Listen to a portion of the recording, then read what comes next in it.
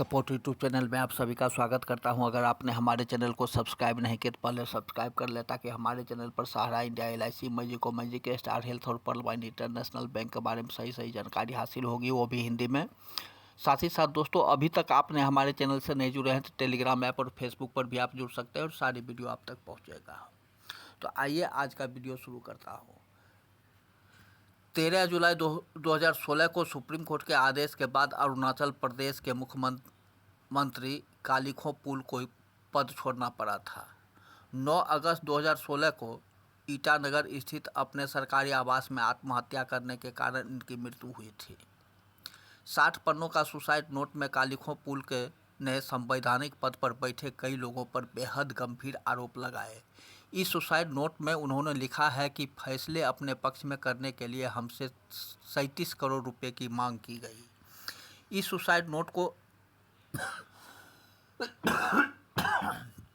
आला अधिकारी ने जनता के सामने नहीं आने दिया गया, लेकिन मीडिया के द्वारा कुछ खबर निकलकर सामने आई। लेकिन आज तक उस सुसाइड नोट के बारे में कोई चर्चा नहीं होती है। उस सुसाइड नोट को दबा दिया गया। इस घटना से क्या लगता है कि सुप्रीम कोर्ट पर विश्वास किया जा सकता है, जिन्होंने 30 करोड़ की डिमांड की?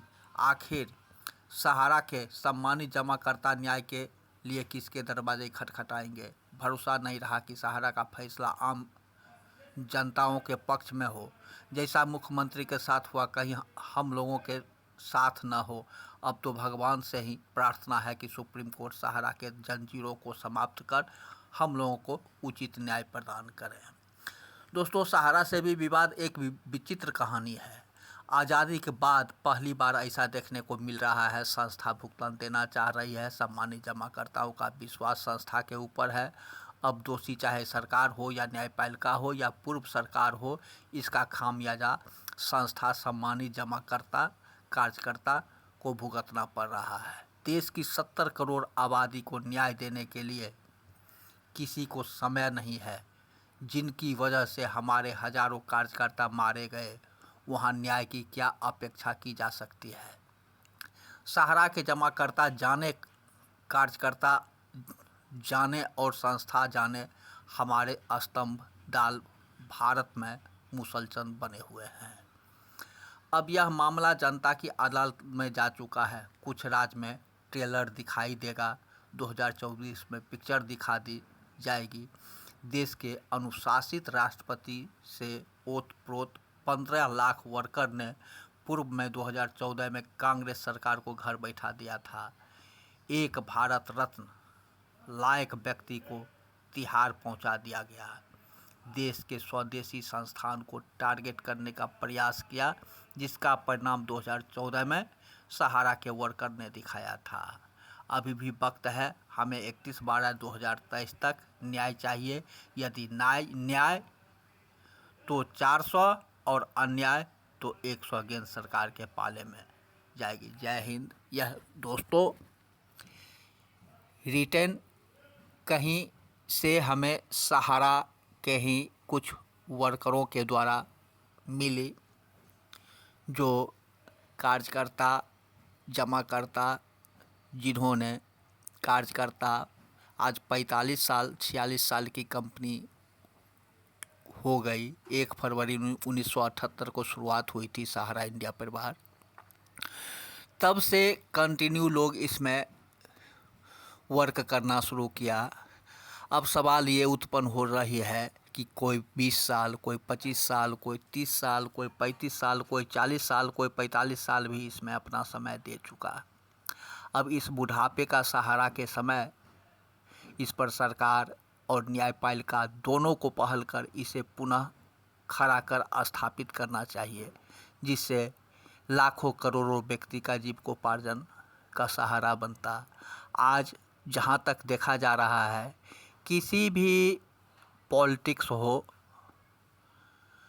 सरकार बनाने की बात हो, तो सरकार की घोषणा पत्र सबसे पहले तैयार होती है कि हम आएंगे तो इतना लाख रोजगार देंगे, हम आएंगे तो इतना को गवर्नमेंट सर्विस देंगे, तो हम आएंगे तो इतना को आत्मनिर्भर बनाएंगे।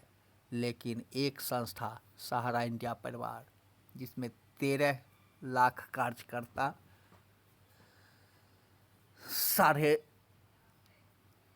8.5 लाख एम्प्लॉयड और 13 करोड़ इन्वेस्टर। इसकी अगर पूरे परिवार की संख्या जोड़ लिया जाए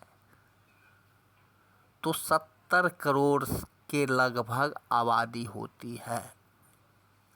एक संस्था की विपरीत स्थिति भुगतान नहीं होने के कारण 70 करोड़ व्यक्ति के सामने जीवन और मरण की समस्या उत्पन्न हो गई है। दोस्तों, इस पर सरकार को गंभीरतापूर्वक, जुडिशियरी न्यायालय को भी गंभीरतापूर्वक उचित न्याय देकर यथाशीघ्र इसे रास्ते पर संस्था को लाना चाहिए, जिससे 70 करोड़ व्यक्तियों का जीवन बच सके और सभी परिवार सकुशल रहे। तो दोस्तों, आज का वीडियो थोड़ा बड़ा हो गया। वीडियो को अंत तक ज़रूर देखेंगे और हमारे insurance tech support YouTube channel पर बने रहने के लिए आप सभी का धन्यवाद। चैनल को लाइक करेंगे, सब्सक्राइब करेंगे। अगले वीडियो में मैं पुनः आपके साथ कुछ नई चीज़ें लेकर आऊँगा। आज के लिए इतना ही, धन्यवाद।